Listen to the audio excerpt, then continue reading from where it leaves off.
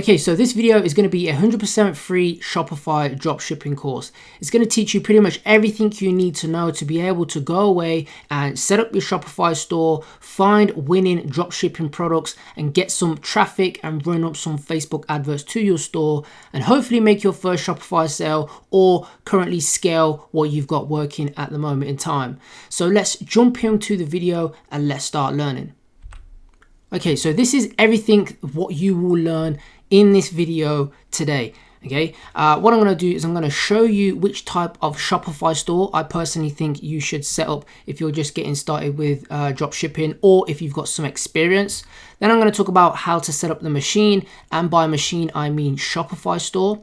Then I'm going to show you some product research methods, you know, where to find winning products, what winning products actually look like, some free methods, paid methods, and everything to do with product research, okay? Then I'm going to talk about Facebook adverts. I've got a whole section on Facebook adverts in terms of, how to actually test your adverts the correct way, how to also scale different scaling methods, how to use lookalike audiences, retargeting, and those kind of things. Okay. Then I'm going to talk about how to run and grow your Shopify business, your dropshipping business, because that's one thing that some people don't really know how to do. They get results and then they tend to fall off a cliff. But if you can be consistent with things, that's going to help you grow. And that's what I'm covering in that section. And then, of course, I'm going to talk about some very important next steps. So again, I can guarantee that you will get some value from this video. If you're a beginner, if you're intermediate with dropshipping, I can guarantee that something in this video will help you out. Also, what I will do is I'll put some timestamps. So if you want to skip to a certain section, feel free, but it's best to probably watch all of this video to get the maximum value out of this video.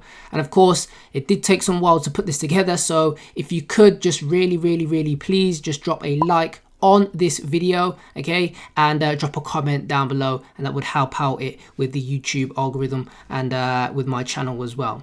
Much appreciated. So really quickly, I just want to cover the dropshipping model for anyone who don't understand what the dropshipping model is really quickly, okay? If you do already know what it is, feel free to just skip this part. But basically, the dropship model, how it works is we've got a customer and we've got a website, okay? So our store will be our website. The customer will come to our website, purchase something which we put on our store for a marked up price, and we've got here $200. What will happen is when we get that order, we will then forward that order onto our wholesaler, okay, which will be, AliExpress, and we will pay a wholesale price, or basically a cheaper price.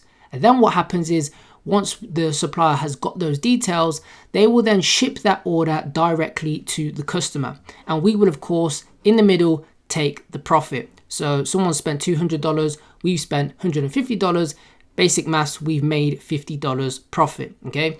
And of course, in this scenario, we don't need any sort of warehouse. We don't need to be in a certain location. It gives us the freedom to be able to do this on the internet or anywhere else, without having a physical location or buying stock up front.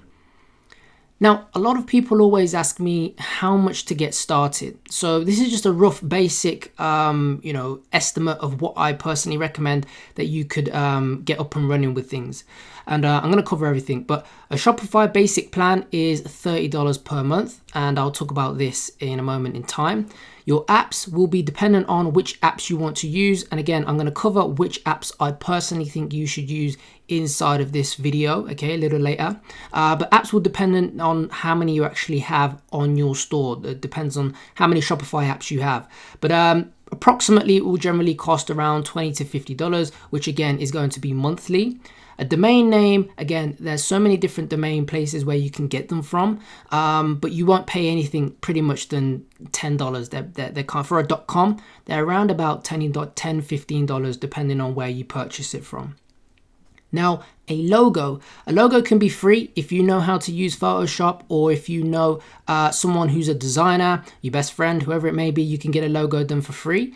I'm going to talk about, again, different places where you can get logos made from in this video, so make sure you keep an eye out for that part. But you can get logos done for free. If not, I'm going to show you some different ways whereby you can buy them for really cheap, for anything from $5 to $15, okay?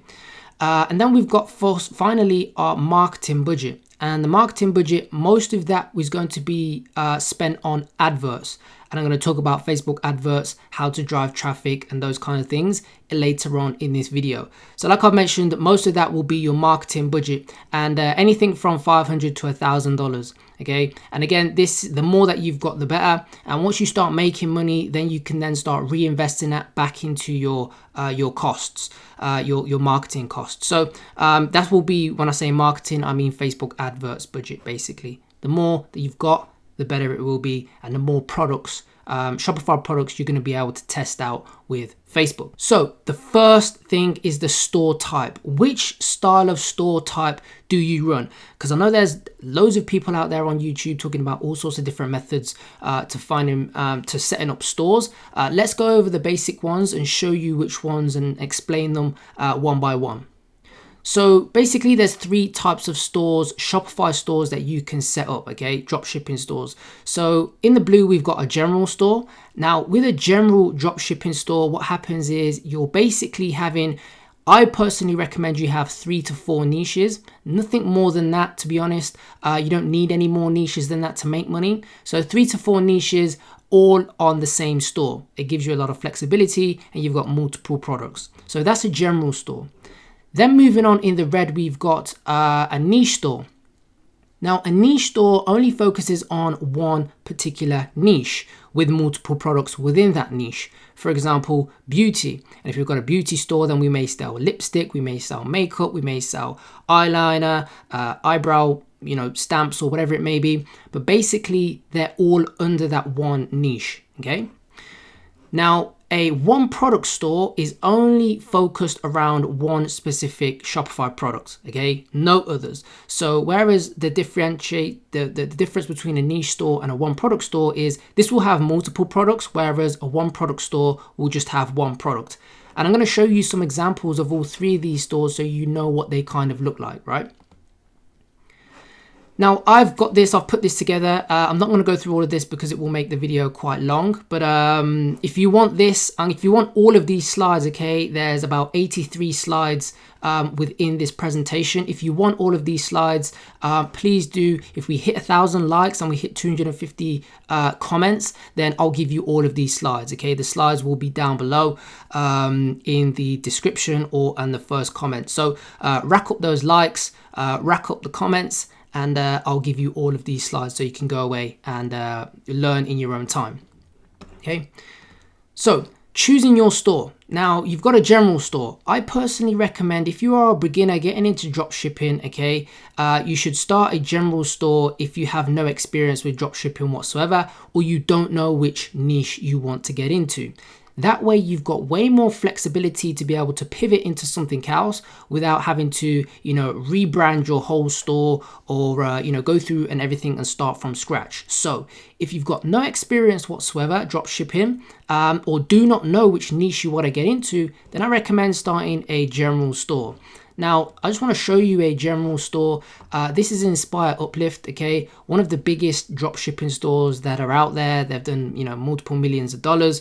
And you can see here, basically, they have loads of different niches inside of one store. So if we click on the shop here, we can see we've got home and kitchen, pet supplies, tech, beauty, fashion, wellness, toys, kids. We've got everything. So multiple niches inside of one store. That's what you call a general store, okay? That's a good example. Now, I recommend setting up a niche dropshipping store if you have experience dropshipping or you already know which niche you want to get into. Now, this is important because a lot of people, I'm all about making, taking action. Now, some people who are just getting into dropshipping, what happens is they take way too long trying to find the perfect niche. The truth is there is no such thing as a perfect niche, right? So if you already know which niche you want to get into, then cool, go ahead and start a niche store. If you don't and you're pondering between 1 or 2 or you've got 3, then go for a general store because it's going to give you that flexibility. Now, to give you an example of a niche store, we've got this store here called Meowingtons, and basically it's a cat store. As you can see, everything on this store is all to do with cats. So, We've got all sorts. We've got cat clothing, we've got cat products, we've got cat mugs, pretty much everything here. We've got cat jewelry. So everything around it, like I've mentioned, is within one specific niche, which is cats. But we've got different types of products within that niche on this store, okay? So that's an example of a niche store. Now, a one product store. Now, like I've mentioned, I only recommend that you start a one product store if you have experience drop shipping, okay? Or you have validated the product or have done extensive research on that product and have a pretty high, confidence that the product is going to succeed.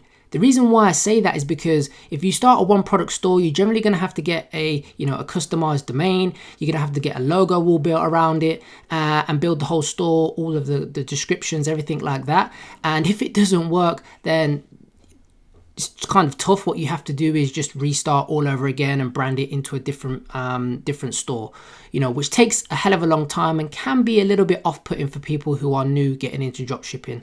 Hence why I recommend you do it if you've got experience, okay? Now, to give you an example of one of those, these don't dropship at the moment in time. They've probably got brands and those kind of things, but this was once a very high dropshipped product. Everyone was dropshipping this product, but you can see that it's all just based around this one product. They have a few upsells, only one, which is like consumable, I think it's like consumable smoothie packs. But when they first started out, they've only recently added that. It was only just around this one product. That's all the product that they sell. All of their marketing is just based around selling this one specific product. And you can see here, they're just basically selling this portable juice blender, okay? So that explains those three things. Now, setting up the machine, and what I mean by setting up the machine is setting up your Shopify store, okay? Now, this is what we need to do, okay, is we need to, of course, open an account, come up with a brand name, logo creation, themes to use, and apps to use.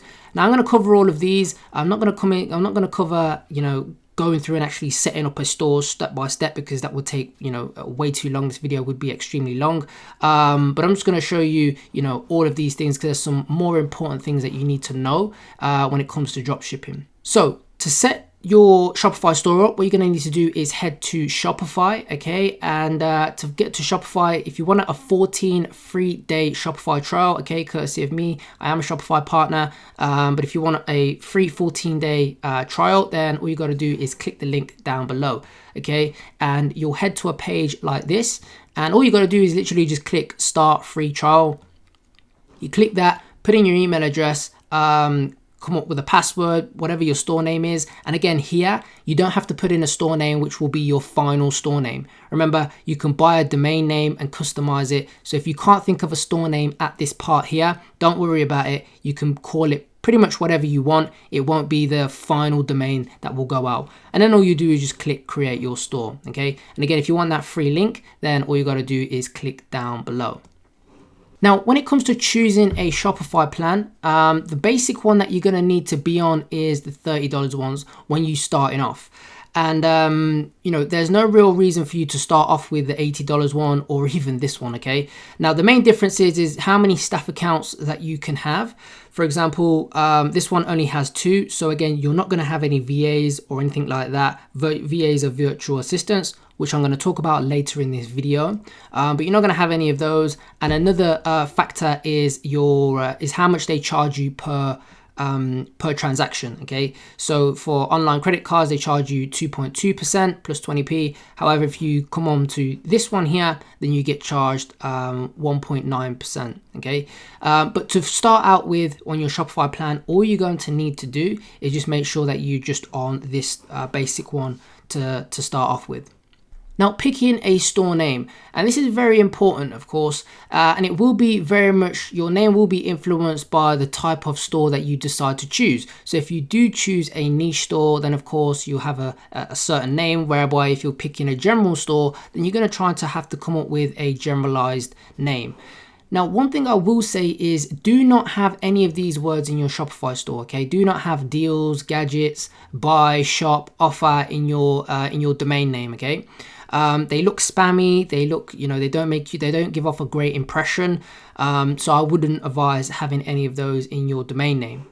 Now, one thing I always try to do is I always try to have it 2 words maximum. And you can see from those examples that I gave you earlier, blend jet is like 2 words, blend and then jet, and inspire, uplift are 2 words as well. So I generally try to have it 2 words maximum. Now, one thing I like to do is I like to come up with a root keyword and then use something called lean domain search, right? And I'll show you lean domain search in just a moment in time. And then what you want to do is pick out, say, 3 to 5 that you like the sound of, that you can just shortlist, and then pick your final one after maybe, you know, analyzing the 3, asking friends, family, whoever it may be. Then what you want to do is you can either go to Shopify and register a domain inside of Shopify. You can go to domain or any other domain registrar and just purchase the domain. So let me show you lean domain search and how it works. So this is lean domain search. And what I like to do is put in something, a root keyword. So let's say our root keyword was inspire. I would put inspire in. And what it will do is it will throw up a load of domain names. Now, one thing you will need to do is you will need to check just in case to see if they are still available to purchase. You can search by popularity or length. I personally like to sort by length because I like small ones. And of course, if you want inspire should I say, at the start, you can have it like that. So we just click on this button here. So we've got inspire bin, inspire zoo, inspire jam, inspire pen, and there's loads of them. You know, there's loads of them. Inspire keep. Again, you can just go through inspire node. These sound more like a drop shipping, a general store. Okay, but again, you can go through that and literally just find it. If it's available, bingo, just go ahead and purchase that domain. Very cool, very cheap to use. I mean, it's a free tool, so I always use this one coming up with ideas for my dropshipping stores. Now, creating a logo is a very important thing to do. And of course, a good logo helps you build trust on your store. Now, you're only going to get one first impression to make a good impression to the people who land on your product page or on your website. So you're going to make sure that your website looks as good as you possibly can make it. So I'm going to show you some ways how to come up with a free logo, or you know, if you don't know how to do it yourself, essentially, then purchase one for very cheap. Now, you can use these things here that I use to design a logo. Again, do it yourself if you're good at design, you know, Photoshop. If not, you can use something called Canva. Canva's good, and you can see here they've got free options as well that you can use. Here we're inside of logos. And again, everything like this, we can pretty much just edit if we wanted to. And again, if we wanted to just put in inspire here, whatever it may be, they've got different options for this. You can pretty much just change all of this and then hit the download button. So that's one way that you can do things. Another one is Fiverr. Now, I personally absolutely love Fiverr. Fiverr, you can get pretty much anything you want done to your Shopify store, whether it's hiring, you know, someone to be a developer to your store, someone to make edits on the back end, someone to come up with logo ideas, video ideas, Facebook ad videos, pretty much everything you can think of is all on Fiverr. I absolutely love it. So if we was to put in something called, you know, minimalist logo, which is something I'm a fan of, just getting something which looks very clean. You can see here, some of them are a little bit expensive, but if we sort by best sellers, okay, we can have a look. Again, this is £12, which is what, probably $20 or so, if that. We've got others which are much more expensive, and then we've got others which are a little bit more cheaper as well. So you want to just go through and you can have a look at some of their stuff. Again, this is just going to give us the PNG files, the source files, but again, all of it is very much cheap. You're not spending that much money to start with to get a very good professional logo. One thing I would say is just look through the reviews, you know, see what other people are saying about them. But just compare, you know, reach out to them, see what they can do for you, and then just place an order. Again, this one's starts at £5, which is, you know, $10. It's not expensive, basically. So you can get yourself a professional looking logo just by heading to Fiverr, you know, selecting some of these guys and negotiating and seeing what they can do for you, right? Now, the other one is called 99designs.com, .co.uk, sorry, or .com, depending on where you're at. And this one is a little bit more expensive. It's probably got a higher tier of graphic designers. And basically what you can do is is you put in what you need. So again, you need a website or you need a logo. You put it in there, and what it will do is loads of designers will submit their work. You tailor it to what you kind of want, saying I want it to look like, X, Y, and Z, has to have bold fonts in, has to have look a certain feel to it. And yeah, you can go through that. But this is, again, a little bit more expensive to use. And if it was personally me, for a beginner just getting into Shopify, then I would probably just use either Canva to do it myself, or Photoshop to do it myself, or just find one on Fiverr, okay? Now, themes. I want to talk about Shopify themes because a lot of people ask me, which are the best themes to use? Which theme should I use? Should I get a paid one? Do I need a paid one? Which are the best paid ones? Which are the best free ones? And that's what I want to talk about in this section here. Which are the best free ones, free Shopify themes, and which are the best paid Shopify themes, okay? So one thing I will say is that a paid theme will not make you more sales if you are a rubbish marketer. If you are not good at marketing, then it doesn't matter what theme you use. If you use a good theme, if you use a paid theme, if you use a free theme, you're not going to get any better results, okay? Whereby if you are a good marketer, you will be able to make sales on free themes, paid themes, or any themes that are pretty much out there. Theme is not a necessity basically, but it can help help you have your website look a little bit better and save you some money on installing apps as well. So which are the best free themes to look out for? Well, there's these three here, and we'll cover these three really quickly, okay? So we've got Debut, okay? And I'll show you really quickly Debut, what it looks like. So Debut is free from Shopify. Again, you can use this for a one product store. You can use it for a general store or niche, any kind of store you want to have a go at. You can do that. And again, it's 100% free. It's from Shopify. It looks great. It looks clean, first and foremost. You can see here, it looks very clean. And yeah, it's free. It works. And most importantly, it converts. So it turns traffic visitors into buyers, and you can change a lot of things on this theme. So that's a very good one to start out with. Okay. Another one is Venture. Again, this is another one from Shopify that you can use, a basic one that they have there readily available. This is more good for like a niche store, more good for like a general store as well. You can see here, this is a niche store, so camping, sleeping bags, tents, and again, this is basic. You can do this out of the gate, templated pretty much. And if we have a look at a specific product here, and if we have a look at it on desktop first and foremost, you can see here. And again, we can add in some Shopify apps, which I'm going to cover to make it look better, add in reviews and those kind of things. And then we've got the mobile version. Now remember, a lot of people will be shopping on mobile as well. So 80% to 70% of your traffic will come through mobile. So you want to make sure that it looks good on mobiles. And as you can see, this one looks very good as well. Now, the final one is Debutify. So if I just have a look at Debutify, you can see this one here. This is like Debut on steroids, if that makes sense. This is a very good free theme. It's free, and then you can pay for upgrades if you want to. So there's loads of different widgets that you can use on this one. Again, this is the desktop version.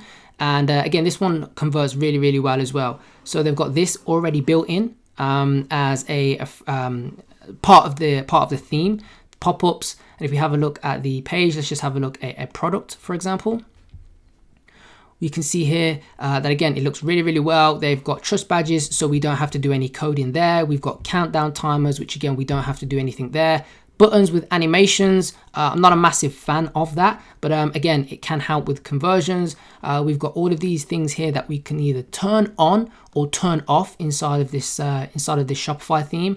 Again, we've got reviews, we've got frequently things brought together. And again, if you want to, again, what I'm going to do is I'm going to leave all of the links for everything down below in the description. So you can just go ahead and, get all of those testimonials. But again, this is a fantastic theme. And most importantly, it converts. If I just really quickly show you it on mobile, You can see here what it looks like on mobile. Again, looks very, very good, very, very clean, and most importantly, like I've mentioned, it converts. It will turn traffic into buyers. Okay, so they are the best free themes that I recommend that you take a look at. Again, depending on which store that you actually want to go with. So paid themes. Now that we've had a look at some free themes, which paid themes should you be using? Okay, now these are the ones that I personally like to use. We've got Turbo. Okay, Turbo is one which is frequently used by a lot of dropshippers.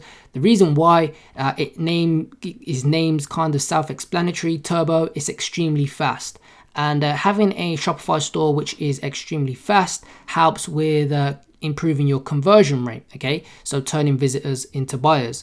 And this is it on desktop version. You can see here it looks really, really good. And if we just click on Shop Men's, just to show you it on desktop, this is the collections page, and just to show you it on mobile really quickly.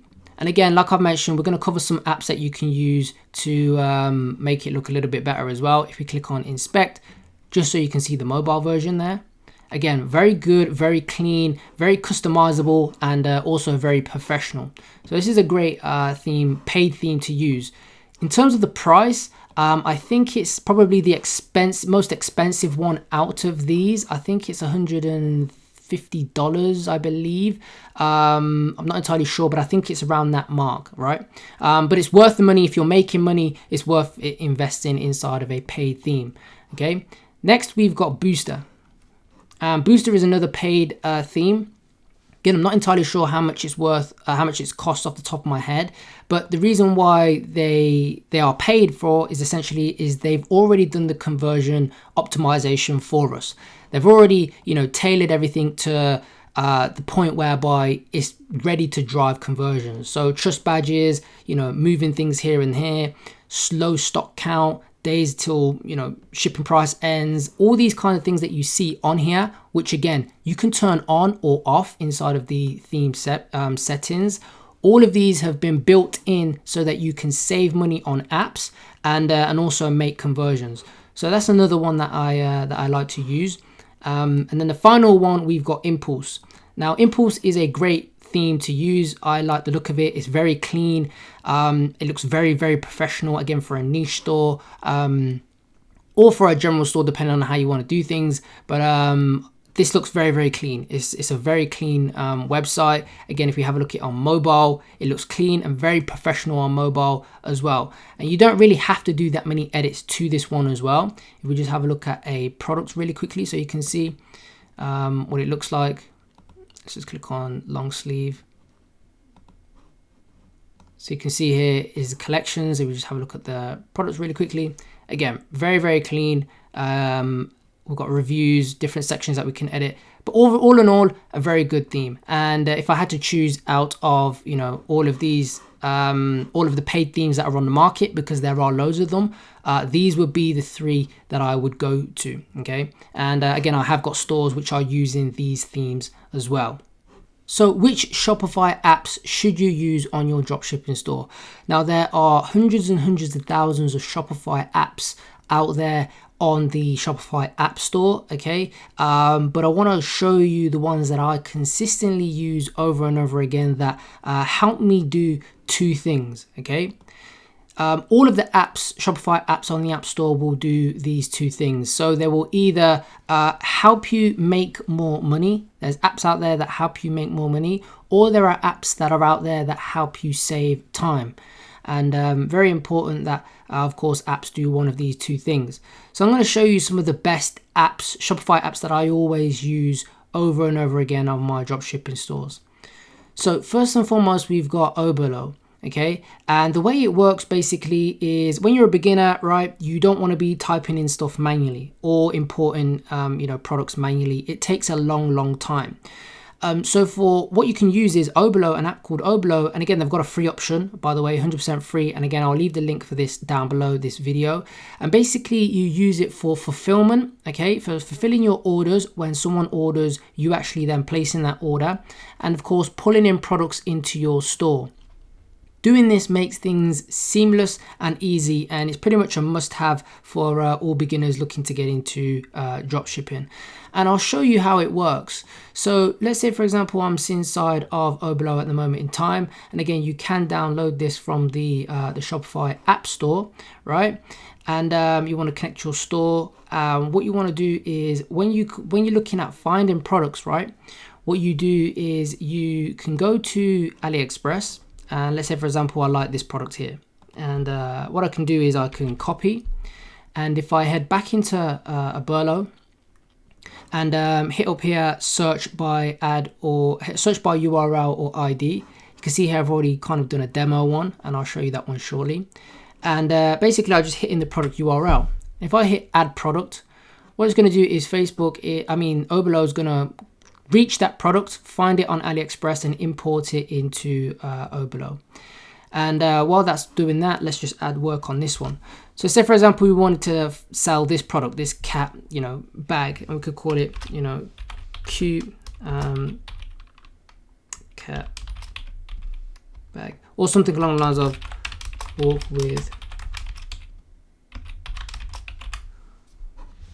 with your cat bag. So something like that.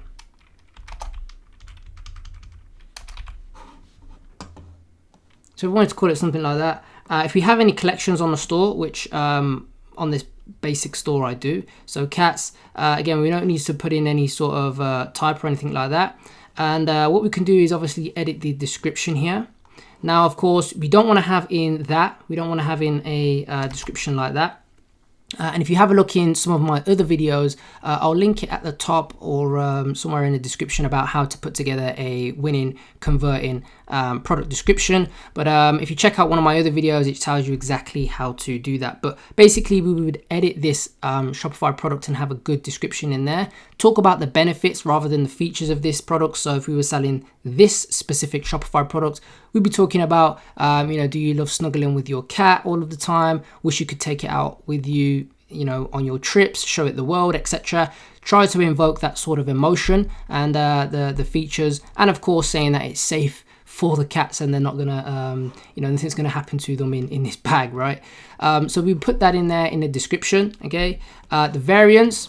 Also, what we can do as well is if we don't want to sell all of these variants, okay, and we only wanted to sell certain of them, we could just take out, let's say we don't want to sell the pink, we don't want to sell this one, we don't want to sell this one, and only have, whatever it may be on there, we can do that. Also, what we can do is we can change all of the prices. So we want to make sure, again, this gives us our profit as well. And we're going to talk about profit and those kind of things when it comes to running our Facebook adverts. But we want to make sure that we can, of course, kind of as a rule of thumb, 3x the product price of what we buy it for, essentially, if we potentially can.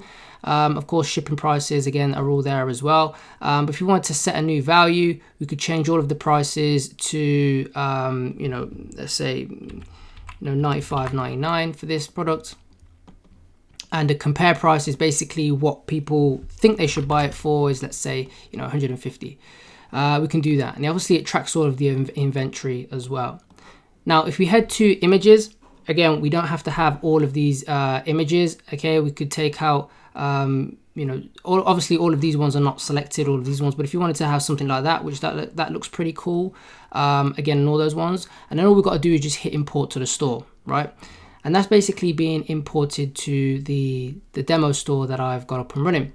And we can see there that we've got it. And again, if I head into this store, hit products, and have a look and wait for this product, we can have a look and see that there is the cat bag. So if I click view, this wasn't previously there, and that took me literally seconds to have a product on our store, okay? Literally, it's the easiest thing that you can potentially do is have Oberlo. Now, what happens is when someone was to come to our site and purchase this bag, they would buy it, and what would happen is it will come into our orders. Again, I've not got any orders on this demo store, but it would come up in here, and what we can then do is click buy. It will go through with all of the details that someone has put on our store, and we can literally just pay for it there and then. Very easy to do, and again, if you are a beginner, you will need this app on your store. Okay, so Oberlo, again, there'll be a link for it down below. Now, another one I want to talk about is vitals, okay? And as the name kind of goes, this is vital to have on your website, your dropshipping store. Honestly, basically how it works is it has 40 plus apps all in one. So all of these apps here you see are all in one app, which makes it fantastic to have. Why? Because of two reasons. First and foremostly, you're saving money, okay, on all of these different apps that you could buy and add to your store individually. Or, and second of all, is basically it's going to help speed up your website. Now, if you've got loads of different apps on your store, what happens is the more apps that you have, the more JavaScript your store has to load, and it slows down your website and hurts conversions. So having something like this again, we've got sticky add to cart, we've got countdown timers, we've got we can install Facebook pixels, we can have payment logos, we've got pop-ups, announcement bars, currency converters, literally just cookie bars. Anything you can pretty much think of is inside of the Vitals app. And if I have a look and just show you what it looks like here, I'm going to view this. I'll just show you what the sticky add to cart looks like because I installed it on this not this product. Let's have a look at something else. So let's just have a look at this interactive toy. So if we scroll down, we can see here that at the bottom here, we've got a sticky add to cart, okay? And people can buy this for $10,000. But yeah, you can see what it looks like. And again, that you can get that in there. They've got loads of different things as well. But Vitals is one thing I recommend you check out. I will leave a link down below for Vitals. If I've got a very special, because I'm a partner with Vitals, you can get an extended trial period for 45 days before you even pay anything. Plus, you get a 10% lifetime discount. 10% lifetime discount. So usually it's $30. I think you can get it for $28 for life. Again, the link for Vitals will be down below. And I pretty much use this for any beginner. Again, even intermediate and new stores that I start, I just get this on the website because again, it saves me installing tons of different apps. Okay, so that's one thing I recommend you get is Vitals. Now, sweet upsell is something that you should use. Now, this is a post-purchase upsell that helps you make more money, right? And what it does is it increases your average order value. Abbreviated is your AOV. Now, if you increase your average order value, it means that you can spend more on your Facebook adverts and still be profitable. And I want to show you how sweet upsell works. So let's say, for example, we're selling a product, okay? And we're selling, a super mop or something along those lines. If we're selling a mop, what upsell could we sell? What upsell could we, what product could we sell to the person that they may buy in conjunction with this product? Now, to give you a real basic example, let's say, for example, we were selling a phone. Now, an upsell for a phone would be a phone case, okay? Because if people are purchasing a phone, they're going to want to keep it safe with a phone case, right? So that's the basic principles of an upsell, or selling the exact same product at a discounted price. So if I click on preview upsell, again, I've just created one. You can see here, after someone has purchased something from our site, what they'll then get is an option to purchase something else, right? And remember, they're already in the buying mood. So we are not interrupting the customer, first and foremost, which is very, very important. They've already spent money with us, most importantly. So they're going to be in a state, if we offer something to them which is of value, then they're more likely to purchase something else from us. And again, I've just put, if they were selling that mop, which I've got on this demo store, a natural upsell would be to sell more mops, interchangeable mop heads for them. So I would say, hey, you've unlocked a special offer. Care to add some extra mops with 30%, 40% off? Cool. I'll put them for $6,000, which, hey, if you want to purchase them on the store, then feel free. But again, people, if they just click add to their order, they'll add it, and then all they got to do is purchase again. And again, we've made more money. We've squeezed more money out of that customer. So again, Sweet Upsell, very important app to have on your store. Okay. Now, this one here is Klaviyo. And basically how Klaviyo works is it's an email app, right? And these are just some flows which I've got on one store, okay? And the way it works is, of course, if you're already acquiring money to spend on a customer, right? Email marketing flows and campaigns help you bring in extra money at a cheaper cost than advertising. So if you're spending money on Facebook and you're driving traffic to your store all of the time, you're paying for those customers. But once you've got their email address or you've put up a pop-up and you've got their email, then what you can do is you can send them relevant products. Hey, you've bought a cat product from us. How about this pet jewelry? And basically what you can do is send them more products or relevant products at a cheaper price, because email marketing is generally cheaper than acquiring customers on Facebook, right? So again, this is just a flow that I'll use again for everyone who's purchased something within, let's say, the beauty niche. You can see here we've got like a welcome to the family email. Then one day later they get, hey, these are some product suggestions. So these are other products which women are really buying on our website. Take a look at them. They've already spent money with us, so maybe they might purchase something here. Again, they might wait 2 days, and then we might do some customer testimonials, of other people who have purchased those kind of products from us.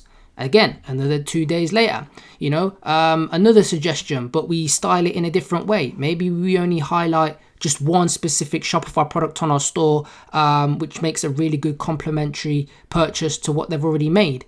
And then we might just offer them free shipping if they've not purchased with any sort of discounts. If you are charging shipping on your dropshipping store, then we might just offer them some free shipping. Again, that can make us some money as well, because some people don't like paying for their shipping. So a very important app to have on your store. And these are the apps that I like to use.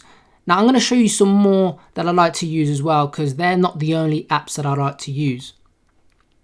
So these are some more apps that I like to use. So we've got Abandonment Protector, okay? And basically how this works is it's for people who go to checkout on our website and don't buy. And if we click on our automated emails here, and again, this is very good. You can do this with Klaviyo if you want to, but this app just makes things a lot easier. So if you're a beginner, I highly recommend you just checking out this one rather than doing Klaviyo to start with, because it's cheaper and it's easier. So what will happen is everyone who abandons the cart will get 3 emails. They'll get 1, typically 5. This is how I like to set things up. So 5 or 10 minutes after they abandon cart, they'll get an email, then they'll get another one 5 hours after, and then they'll get another one 19 hours after as well. And these basically just offer discounts. So you got to remember that around 70% of people who land on your store will, of course, abandon cart. And again, you can see here, hey client, you can literally copy this if you want to. This is what I generally like to give out. You can see here, this is for the first one. We're not giving off any discounts or anything like that. We just want to, they may have done something. The door might have rang, something like that. But basically, we just want to say, hey, you forgot about your order. We're running low. This is what you left behind. Do you want it? Here you go. And then we can do that, offer some discounts in our other emails. So a great app to use. Now, Looks, okay, is another one which basically just does picture reviews, okay, and like Blendjet, I'll show you how it looks. This is basically how it looks, okay. You can see they are using Looks, and you can pull in these reviews from AliExpress as well. So if you are selling products from AliExpress, then you can pull them in from AliExpress, which is again great and saves you time, and most importantly helps with your conversion. So that's another app that I like to use. Then there's Pixel Conversion. With this one, again, if you're not using Vitals, then you can use this. It's just to help you with installing your Facebook Pixel. And again, there's Coin Currency One if you want to sell worldwide. Then again, if you're not using Vitals, then you can use this one to help have your currency. If you're selling worldwide, display the currency in US for people in the US, for pounds for people in the UK, or wherever they may be, if you're not using Vitals. Okay, so payment providers, because a lot of people, when I was talking about putting out this video, a lot of people asked me about payment providers, okay? These are the 3 that I personally use. I'm from the UK. Again, I know a lot of people are from different countries and not everything is available, but I use Shopify Payments, okay, Stripe and PayPal. Now, they do give me headaches sometimes here and there, but I've run up hundreds of thousands and millions through these processes. But again, as long as you're compliant and you're good and your chargeback rates aren't high, then using these 3 are totally fine.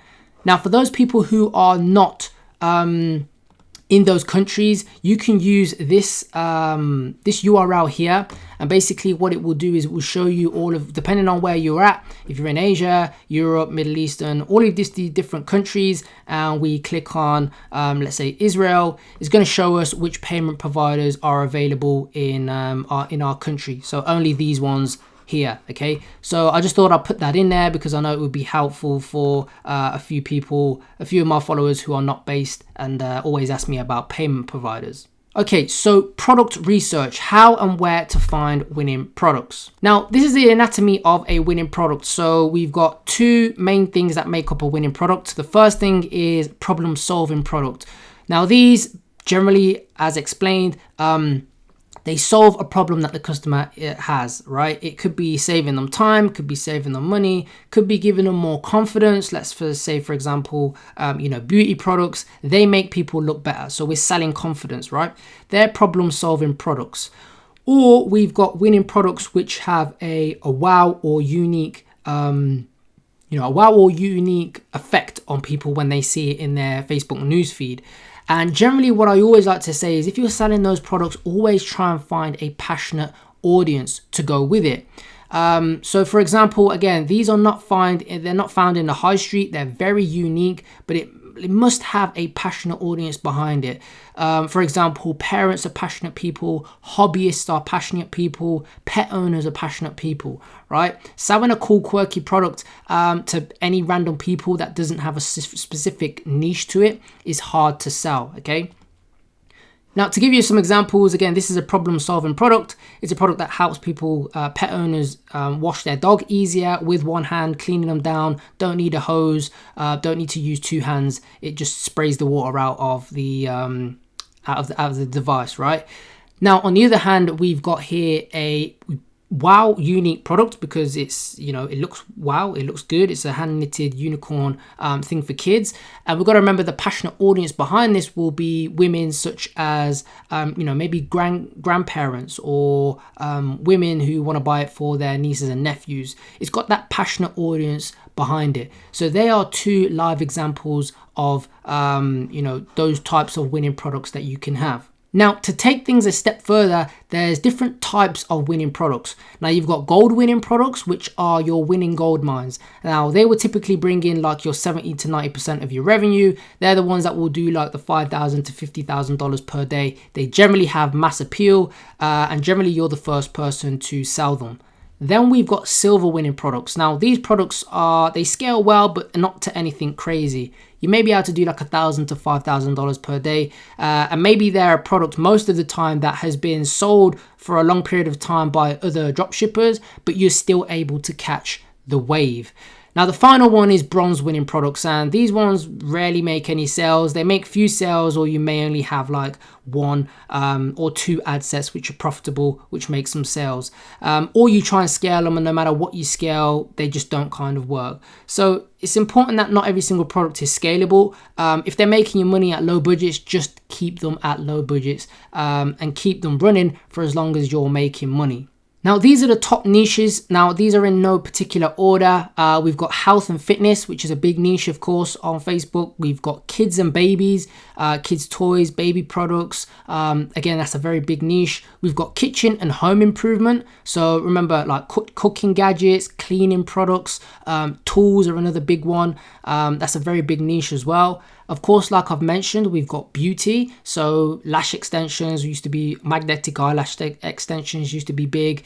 Makeup, we've got nail kits, eyebrow growth, all these kind of things within the beauty niche. Massive, massive, massive niche. We've got pets as well. Cats, dogs, horses, and then outdoor activities such as like camping, hiking, sports activities, people that have to go outdoors to do their activity. Again, another massive niche, right? Now, there's two types of methods to finding products. You can either do free methods or paid methods. And I'm going to show you both and the best ways of both of these methods so you can go out and find winning products, and you've got some solid product research strategies to go out and find your next winning products.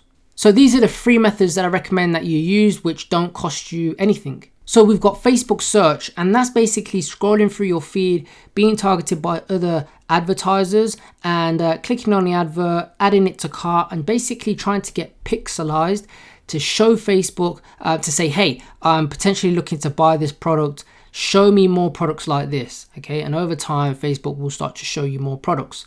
The next stage we've got is the ads library, and that's taking things a step further by going into the Facebook ads library, analyzing how long it's been running for, and having a look at the creatives and ad copy ideas for the ads. Okay. And I'm going to show you these two first and foremost before going into AliExpress and finding products and searching on AliExpress for using the dropshipping center tool and finding trending products. So for example, I've scrolled down in my newsfeed on Facebook, and you can see here I was targeted by this product here. I can tell that it's targeted advert because it's sponsored, right? And basically what it is it's just a cozy hammock that people can have in their home or outside. Looks pretty chilled, to be honest, and probably something that I would potentially buy to chill out in. Now, most importantly, we know that it's got traction because of how many likes it's got. The more likes, comments, and shares that an advert has got in your feed, the chances are that it's a winning product, because that's accumulated over time. And we know that an advertiser won't spend money on something which isn't bringing them results. So 100 comments, 200 shares, and 1K likes. So what I would do with this is I would first and foremost save it. Okay, I would save it to my collection, which means I could go back and view it again, and it would land in your saved in this part there. I would always click on the advert, right? And this is a bad looking dropshipping store straight off the bat. I can see that it doesn't look that good. But what we want to do is, of course, we want to add it to our cart, right? View our cart, check out, just to signal to Facebook that we're being pixelized. And we can see here with this Chrome helper, we can see that we've initiated checkout. You can see there's the content IDs. We've initiated checkout. So this is showing Facebook that, hey, we're potentially in buying this product, show us more products like this, right? And that's what happened over time. Now, what we can do as well is go to the actual product, actual page to see if they're running anything else, okay? To do that, of course, we could just click on this, open up the link, which I've already done in a new tab. And what you can do is go down to page transparency and click see more. Then what it's going to do is going to see if it's running any ads. And we can see here this page is currently running ads. And what we want to do is we want to go to add library. Now, when we go to add library and when this loads, it's going to default to the country that you're at. So always change this to all. Now, once you've done that, we can see all of the adverts that they're running. They're not running that much, but we can see that they've been running this since June. This is June as well. But we can see that they're all different products, okay? We can see that that is what they were just running there. But also we can see here this kind of product here. So this pet, it looks like a pet dryer. So it's like, hey, I didn't kind of think of this product. Can I potentially source it on AliExpress? Is it something that I could potentially, find? So that would be something, again, that you can use to see how get ideas for other products. Another thing is always having a look at how long it's been running for. The later this date is from the current date, the chances are it's been running for a long time. And as I've mentioned, if it's been running for a long time, chances are they'll be spending quite a lot of money on that advert, right? So that's one thing that you can do. You can also use AliExpress to find winning products, okay? And if you go to AliExpress, again, this is where you'll be sourcing products from, but I want to show you some ways on how to find good products with AliExpress. Now, the first thing is finding a quality supplier. So let's say, for example, we were looking for the cat bag. Let me just type in cat bag here. What we can do is we can have a look at some of these products, okay? We can see here there's all different kind of variations.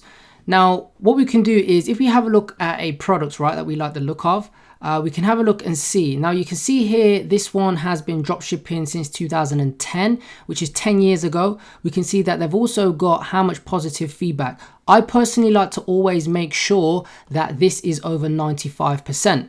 You can see here these guys are 97%, and I've also got the top brand badge on it. Okay, so in terms of finding quality suppliers, I always like to have a look and make sure that they're 95% or over. Okay, now one thing I like to do as well is AliExpress will also recommend you some products here in terms of finding nice looking products. Okay, you're looking for something and products which jump out at you as well.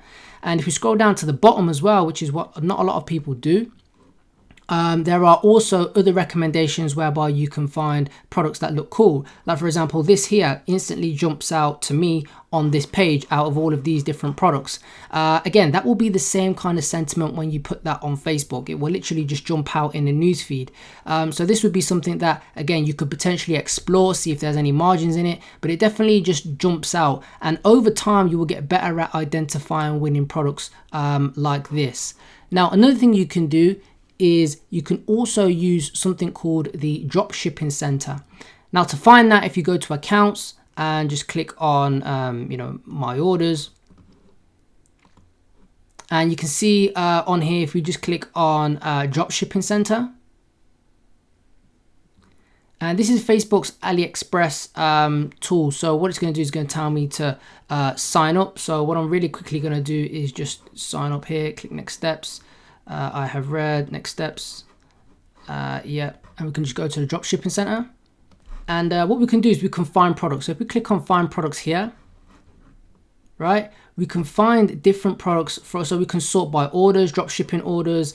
So this is dropshipping orders. You can see here rating, and we can have a look in all sorts of different categories. So let's say, for example, we want to sell something in the makeup, and we want to do eyebrow trimmer.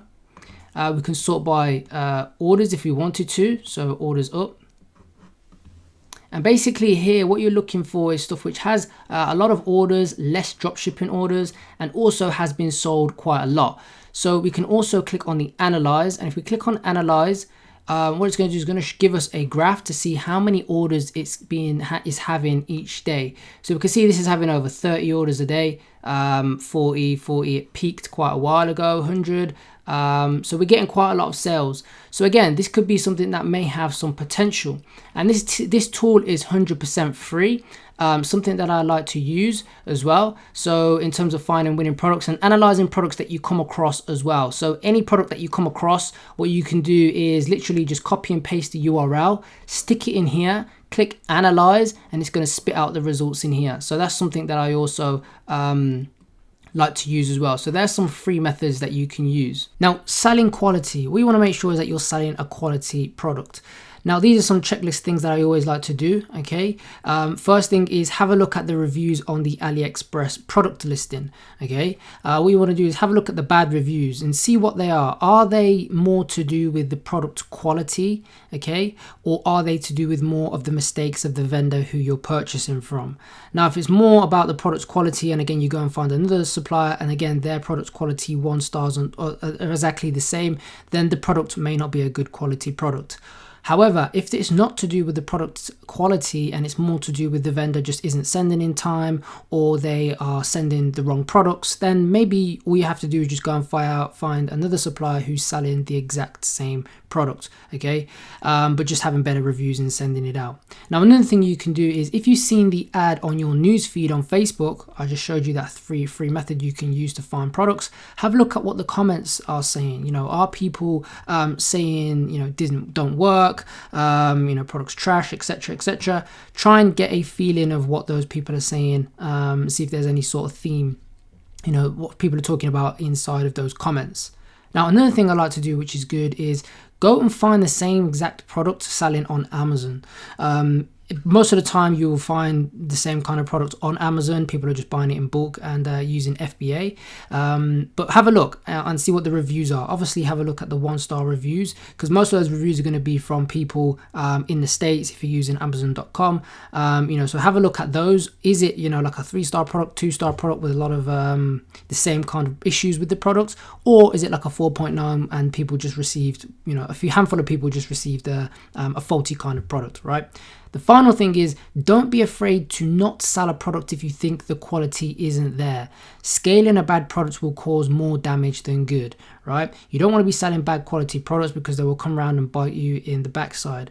So you don't want to be scaling anything which isn't good, because it will cost you more in refunds, chargebacks, and those kind of things. So a lot of the time now, if the product quality isn't there, or I don't think it's there, then I won't hesitate not to sell that product and try and find something else. Now, there are paid methods that you can use, okay? And these paid methods basically save you time, okay? And remember, time is money. Paid product software tools, they help you save time and also give you product ideas or Shopify niches, dropshipping niches, which you may not have initially thought of, which I think is pretty much invaluable, okay? Now, these are the paid tools that I like to use. We've got AdSpy, eSniper, AliShark, Ecom Hunt, and Sell the Trend. Now, all of these, I won't go into every single one of them because this video would take too long, but I'll just show you the first two really quickly. With AdSpy, if you want a discount, then again, there'll be a link down below for that. Now, let's say, for example, we want to just type in cat, okay, add to our filters. This is the most powerful product research tool out there. And it's the most expensive one as well. But if you do want a discount, then and a free trial as well, I'll leave a link down below as well. So if we wanted to just go in and put in cats, and we only wanted to do Shopify as well, okay, so we can click Shopify, and we only wanted, let's say, video. Okay, and we wanted something that's getting, it has a total likes of over 1,000, because remember, likes are very important. Okay, and we can say that it was, let's just say it was, it's been seen all of this year. So it's been seen from at some point this year. Okay, so if we just click from there, all the way to there. Okay. And what we can do, of course, is sort by recent. We can sort by likes. We can sort by shares. We can see here we've got a product here. We can see how many likes it's got, how many comments it got. We can check out this product. Again, we've got this product here. We've got cat beds. We've got everything. Again, because we're sorting by likes as well, we can know which ones are popular right away and that they've been sold recently. So a very powerful tool to use. AdSpy, again, something that I very much use. And again, if you want a discount, click the link down below. Another product research method, this is a paid tool as well that I like to use, is eSniper. And it's got different things inside of here, but the only really part that I use is the viral sniper section of this website, okay? And basically what it does is every single day, you can see here 4 products today, 64 new products this week, and overall over 3,000 winning products. Basically every day they will post winning products, every single day, okay? Winning products all of the time. Let's say, for example, we've got, let's just pick one out. So this product here, if I click on show me the product, what it will do is it will give me the selling price, okay? It will give me the product cost, the profit margin, and also the links to everything as well. So if I want to see the Facebook adverts for this actual product, it's going to show me it as well. So we can see here, this is the actual advert for it. And if we have a look really quickly at the engagement, we can see it's got 2,000 likes, 400 comments, 1,000 shares, okay?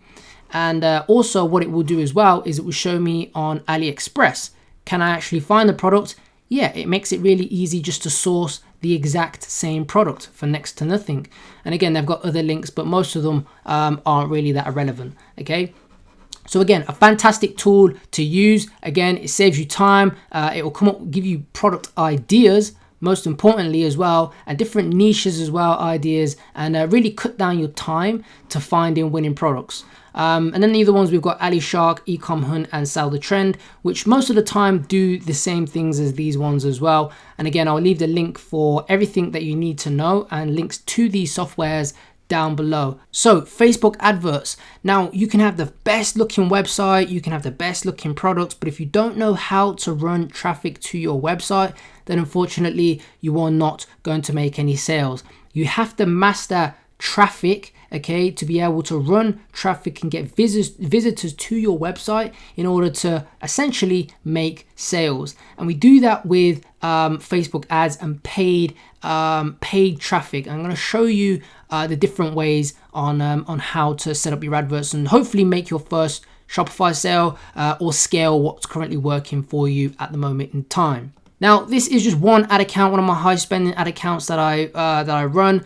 Again, I spent £2 million, which is around I'm not even entirely sure what the conversion is, but you can see here we've generated 4.8, close to £5 million, which is probably around $7 million. So with a positive 2x ROAS, which I'd like to think I know what I'm talking about when it comes to Facebook adverts. Don't say I claim to know it all, but I definitely know how to make sales with Facebook. Now, learning the lingo, a lot of people, if you're just getting up and running with things, you may not understand. People are talking about all these different codes. It may sound like a different language, but I want to give you the Facebook ads lingo before I go into everything on how to test, how to scale, how to retarget, because it will help you knowing exactly what these things are. Okay, so website conversion, that stands for a website conversion campaign. Okay, WC campaign, website conversion campaign. It's a type of campaign. I'm going to show you how to set up one of these as well.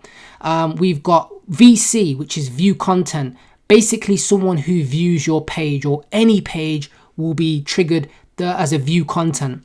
Then we've got ATC, which is add to cart. Self-explanatory, everyone who adds a product to their cart, okay? Then initiate checkout. Initiate checkout is when someone is at the checkout. So people can add to cart and then disappear, but if they get to the payment part where they have to put in their details, that is initiating checkout. Then we've got which is purchase. Then we've got ROAS, and that is return on ad spend. You will hear a lot of people talking about ROAS. What's your ROAS? And basically it's return on ad spend. So how much are you getting back for how much you're putting into Facebook? Okay, so if I'm putting in £1 into Facebook and I'm getting £2 back, that's a 2x ROAS because I'm putting in £1 and it's giving me £2 back, right? That's ROAS. Then we've got LLA, which is lookalike audience, and I'll talk about those and show you how to build those and how we use those. Then we've got CA, which is custom audience, which again, I'm going to show you everything to do with custom audiences. And then we've got CBO, which is a campaign budget optimization. I'm going to explain what they are because they're important when it comes to scaling. And I'm going to show you, the difference between a normal ad set budget and then using CBO. Then we've got CPC, which is cost per click. How much are you paying for a click? We've got CPM, which is cost per 1,000 impressions.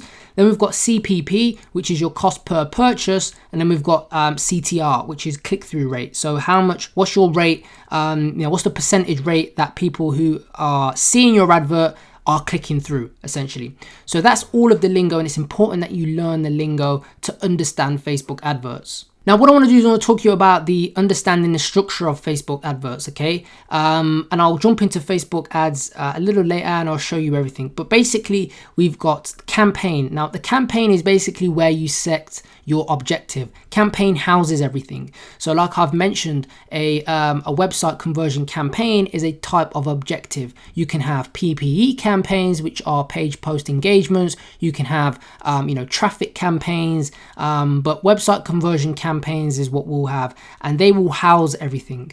Now, within that campaign, we have what's called ad sets. Now, inside, what ad sets do is this is where you choose all of your targeting, all of your budgets, all of your placements, the genders that you want to target. If you want to target just mobile, if you want to target just desktop, which age ranges you want to target, that's where we put all that information in there, right? And then inside of ad sets, we've got ad creatives. Now, ad creative is basically an ad creative that basically what people see in their news feeds.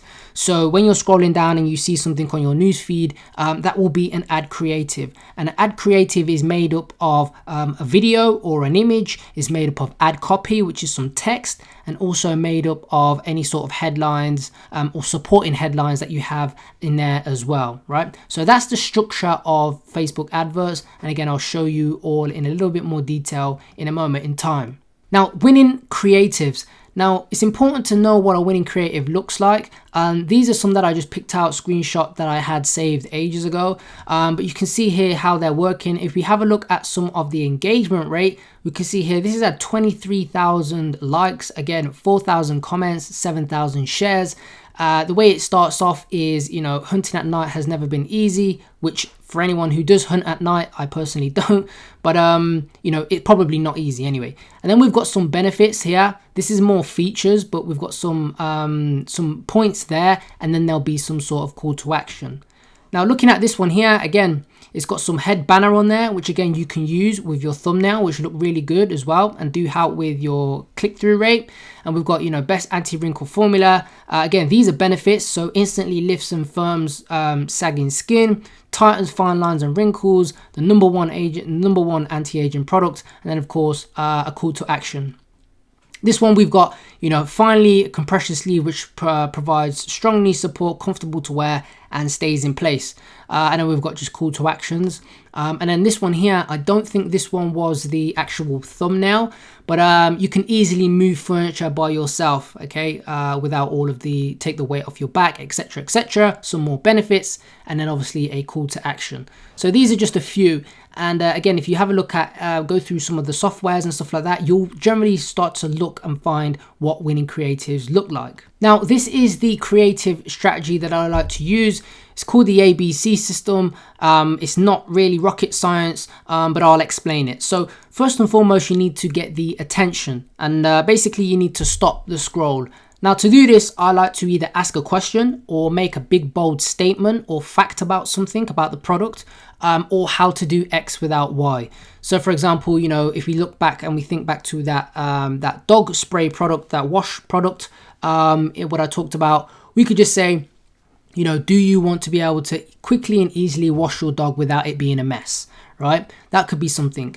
Then what I like to do is talk about the benefits of the product. So not so much of the features, we want to talk about the benefits. So, easily clean your dog in 2 seconds. You can easily do it in with one hand, make washing time for your dog pleasurable. It will make your life easier, etc. So the benefits rather than the features. And then it's just simply adding a call to action at the end, which is basically like shop now, get yours today, order here, or 50% off today, and then put in the link to your website so that people can go ahead and purchase it. So you're going to need to put together a creative, okay, a video creative or an image creative if you're going to use them, right?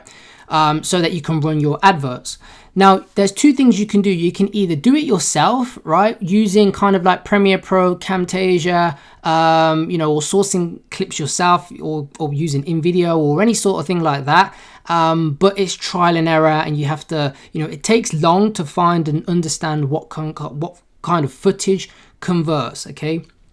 Or the easier thing you can do is use viral ecom ads, right? Now, they did sponsor this section of the video. However, what I've done is I made sure that I seen the videos that they put together before actually including them inside of this video. But they are absolutely fantastic. I'm going to show you what they actually look like, the footage that I actually got. Now, the reason why you can use these guys is, of course, because it saves you time creating bad adverts. And these obviously are specialists in terms of converting footage that's going to drive conversions. And most importantly, it's affordable, right? And again, I've got a discount code that you can use down below. Again, so what I'll do is I'll leave a link, and I'll leave it actually on this video. I'll edit it in. You can use that discount code for 20% off any purchase that you have from viral ecom ads. Okay, and I just want to show you the website really quickly. They've got normal ads package, and then they've got a 2D ads package as well that you can use. Now I'm going to show you both of these so that you can have a look at them, right? So this one is the normal video. Again, hopefully it isn't playing any sound. If I just put that sound down. So this is for the nail product. You can see here how it all looks. They've got nice captions here on there, different animations here and there. Again, explaining the product, how it all works. Okay, if I just forward it here and there, and again, explaining how the whole product works, different clips in there that look great. Okay, shop now, call to action. So we've got that, and then they also do something called 2D animations, which I really like. These are pretty cool as well. So if you have a look at this, this is all animated, looks pretty cool, little, and they literally, all I had to do was just send them the link to the product. That was pretty much it. All of this is edited, and we can see here we've got all of the benefits on how the whole product works. Again, just really easy to do, converting footage, and captures the attention of the person who's videoing this, who's going to be seeing this in their Facebook feeds, right? So again, you can use those guys. Again, there's a discount code down below that you can use for 20% off any of the video packages on there, but I definitely recommend that you check those guys out. So let's talk about the Facebook process. So first and foremost, what we want to do is we want to test audiences to find winning audiences. Then we want to build retargeting. Okay, we want to test creatives. We want to then use lookalike audiences, and what we want to do is then scale with CBOs. So this is the testing structure that I personally like to use. Okay, we've got a website conversion purchase campaign. Okay, then we've got our interests here. Okay, again, I'll show you how many I like to have, but it's generally around about 8 minimum. And then we've got 2 different ads per ad set. So this is the testing campaign that I like to use, and I want to show you how to set it up and give you a live example. Okay, so I'm just going to fly through this really quickly. We just want to click on create, and in here we just want to type in, let's just type in nail polisher. Traffic, we want to make sure that we're on conversions. Okay, the naming structure I like to use is the name, the country that we're targeting, the age range, the interest, doing Facebook, IG, and then the audience size. Here we just want, the creative one. Click save to draft. Okay, once this is all done, then what we want to do is we just want to head in. Again, what you would do is you would put in your pixel here. You'd find it. I'm not going to talk about setting up your pixel, but it's really easy to do. Okay, your budget. So what I generally like to start off with, I'm going to give you the actual template with my Facebook adverts, but let's say we only want to start off with $10 per interest. Okay, and then what we want to do is we want to make sure that we edit our countries. Now again, I've only selected the UK here, but I'm going to tell you which ones that we like to target. Generally the top English speaking countries, top 4, or anything with e-packet. Okay, again, this product is generally for women, and again, our detailed targeting, because we're selling a nail polisher, we want to target nails, people who like nails. Now always turn this off, okay, to start off with, because this is only really good for when you're scaling, to test out, really, to scale. But apart from that, turn this off. Now if we're targeting women for nails, let's just target first and foremost nail, which is just a basic one, and we've got 5.5 million people in the UK for that. Now I personally, as of right now, things always change for me, but as of right now, I've been testing most of the time with just Facebook and Instagram news feeds. Okay, that's where most of the inventory is. So you would turn off all of these. Okay, turn off stories, and all we want is the news feeds. Okay, to start off with, and then once we scale, we can go to all placements. But for most of the time, I either click all placements, okay, even though Facebook recommends it. So I'll either do all placements or manual, and just target those 2 feeds. But to start off with now, I've only been just targeting those. Leave that as it is. So now that we've done that, that's fine. With our creative now, we want to just find our page. So you want to create a page, right? Again, that's really easy and really simple to do. Okay, and what I'm going to do is I'm just going to put in blendjet. Okay, I'm not going to actually come up with a creative here, but one thing we want to do is, let's just find that video. There we go. Okay, so we've done that. You want to be using the ABC system, okay, or something like that. So, you know, it'd be like how to quickly remove nail polish. And again, you can put emojis inside of here, but it will be like benefit 1, and then benefit 2, benefit 3, you know, and then your call to action basically. So again, you can do that. CTA, you know, and then www.yourwebsite. Put it like that. Headline, you know,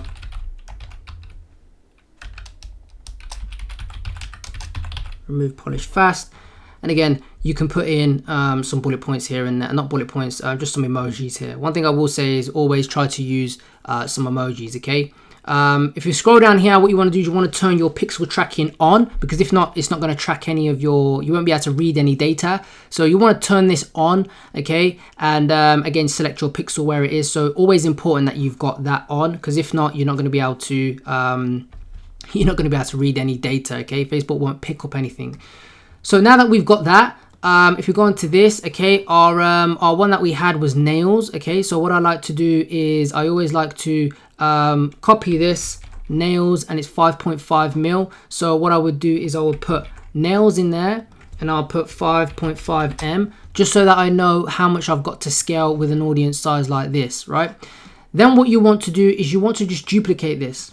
Okay, now one thing I will say actually is we've only got one creative here, but what we would generally do is duplicate this. Okay, so we could duplicate this, call this creative 2, and come up with a different creative, which would be a different video, or we could have a different thumbnail. I generally like to have, you know, same video, different thumbnails, or same video, different thumbnail, same video, same thumbnails, different ad copies. Okay. So you would do that, so you've got 2 creatives. Then if we just duplicate this, okay, let's say, I'm not going to do it that many times, but let's say we just do 6. I personally like to have 8 ad sets, right? So we would do that, tick this off as well, because I'm going to show you something. So we would turn this off, duplicate this 6 times. Now, once this is done, what we want to do now is we will need to switch out our interests, okay? Now, when it comes to targeting, don't overthink things. A lot of people try to overthink things, and Facebook's pretty much done the work for us. So one thing I will say as well is we will need to highlight this and put people living in this location. We want to put people just living in this location. We don't want people recently in this location. That would have people, you know, from holidays and etc. and stuff like that. So we don't want that. So we want to keep it like this. And when it comes to our targeting, if we just edit this, so we've got nails. I always generally just most of the time, common sense, hit suggestions. And we're going to give, Facebook's going to suggest loads of ones which are of decent size, okay? So naturally we would want nail polish, okay? And again, we only want 1 interest per ad set, okay? And we've got 1.1 million there. So what we would do is, again, change this to that, and we would change that to, you know, 1.1. Now, I always like to have audience sizes of a 1 million and above. And the reason why we have 1 interest per ad set is because then we can nail down which exact one is bringing in the sales and which aren't. So again, manicure would be another good one that we could use. We've got 1.8 million there. Okay, and I would just basically do this and just find 8 or 7 different ones that we could use and put them all in there. Okay, now one thing you want to do, of course, is you want to make sure that you copy the ad IDs. Now this is very important, and people have asked me about this before. This is going to help you gain all of the so when we duplicate it, it's not going to copy across all of the social proof, so the likes, etc. So what we want to do is we want to click edit, and we just want to publish one of the adverts. Okay, so if I just publish one of these adverts, I just click publish here, Now that that's published, one thing I actually forgot to do is change this to shop now. You always want to have it as shop now, just as a better call to action, okay? So shop now, and then just hit publish, okay? Republish it, and that will update the advert, okay? Now, once this has been updated, I'm going to show you what to do with the ad IDs. So what we want to do is we want to click on this button here, okay? And we want to click Facebook post with comments. Now, if I just stop this page, and what it's going to do is going to give us a string of numbers, okay, at the end of the URL. Now, what we want to do is we want to copy those numbers, okay? So control copy. And what we then want to do is we want to go into all of our ads, okay? And make sure that they've all got this ID, right? So to do that, we can just select all of these here, okay? 6 ads, and just highlight all of those and hit edit. And then what we want to do is we want to click on use existing post, right? So when we do this, what we do is we get in all of that collective likes, shares, comments, all of the engagement will be all on these adverts rather than it being separate. So we would just paste that string of numbers in there, click submit, and what it's going to do is it's going to update that, and that's going to be that same ad. So therefore now all of these adverts have got the same ad ID, right? And of course, one thing I have done on these adverts as well is before it let me actually publish them is I've had to select our pixel, and of course what we were optimizing for. So we want to optimize for purchase, okay, always, right, even if it's red. Now a lot of people ask me about this thing here, okay, ad might get 0. This is just Facebook just being Facebook. Please just ignore this. It's not the best way to run ads. Then of course what we would do is we would just hit review and then publish, and then that would be our ads testing ready to go live. So a quick overview of what I've just done. So we want 1 website conversion campaign optimized for purchase. We want 8 to 10 different ad sets with 1 interest per ad set. Then we want 2 to 3 different ad creatives per ad set. Then what we want is $8 to $15 per ad set as the budget. Okay, top English speaking countries, what I'll do is I'll put a link down below to a list of top English speaking countries that you can target, or the top e-packet countries, okay? Then it's all placements or Facebook or IG news feeds only, either one of the two. Personally, as of right now, this moment in time, I've been testing a lot with just IG and Facebook news feeds only to start off with, then scaling, moving to all placements. And then what you want to do is you want to run for 3 days, review and analyze. And what I'm going to do is I'm going to explain to you how to analyze your results or what you should be looking for over those first 3 days. So analyzing your test. Let's say, for example, you've ran this advert now, you've ran the campaign for 3 days or the first day. What should you be looking at? Now, what I want to say is ROAS is king. So return on ad spend is king, and it trumps pretty much most things in your ad account, right?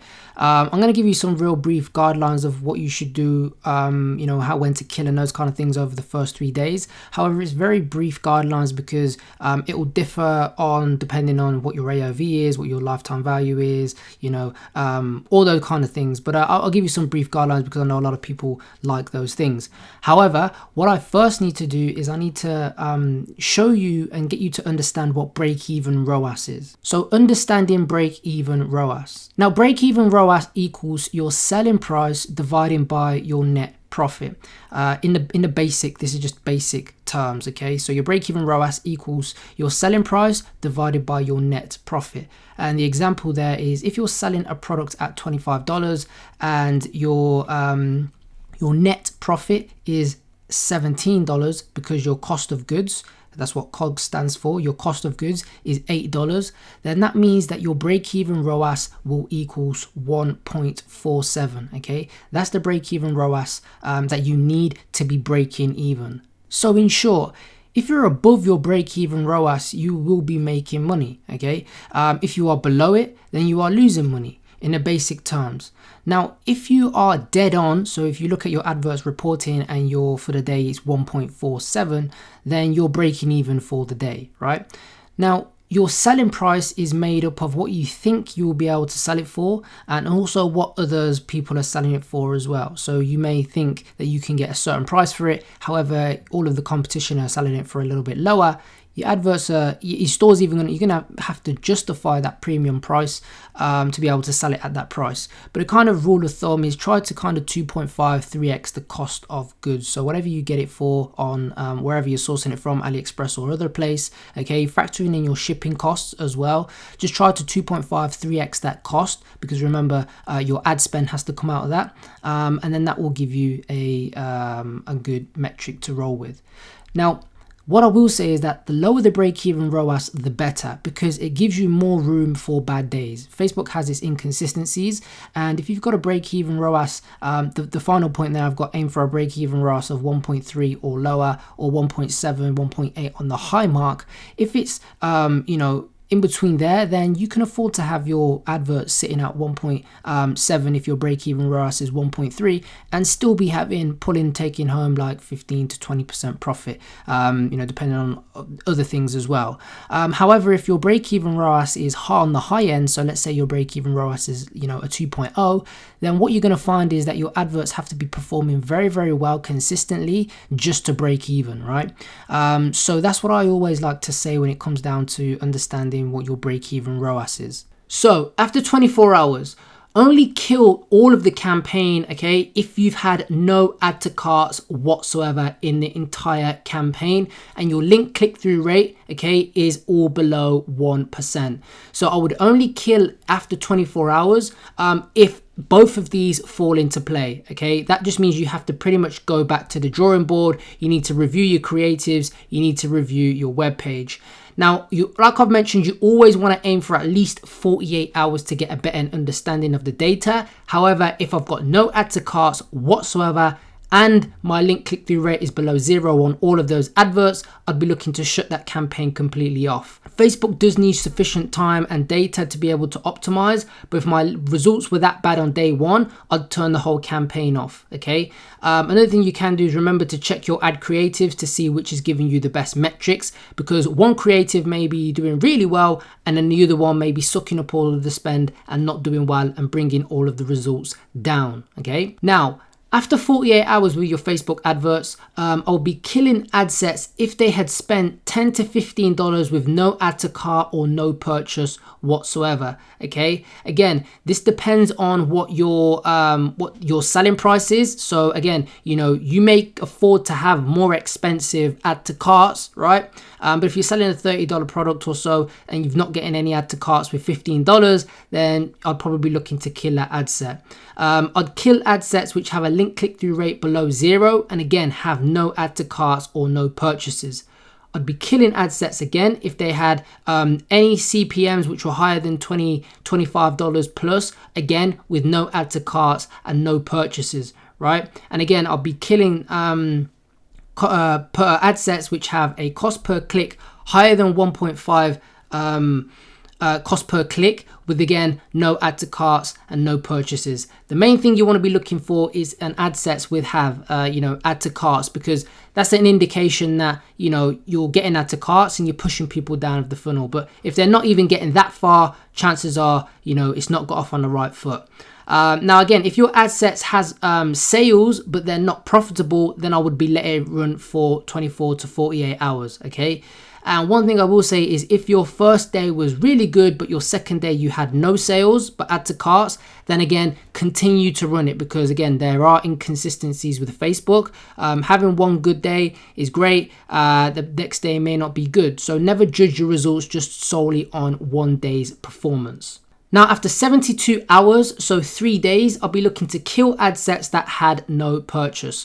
So at this point, again, you may have spent $30, $40, whatever it may be on an ad set. If it hasn't kind of had any purchases, then I'll be looking to kill the ad set and keeping the ones that are running, the ones that I've had sales on, they'll be running.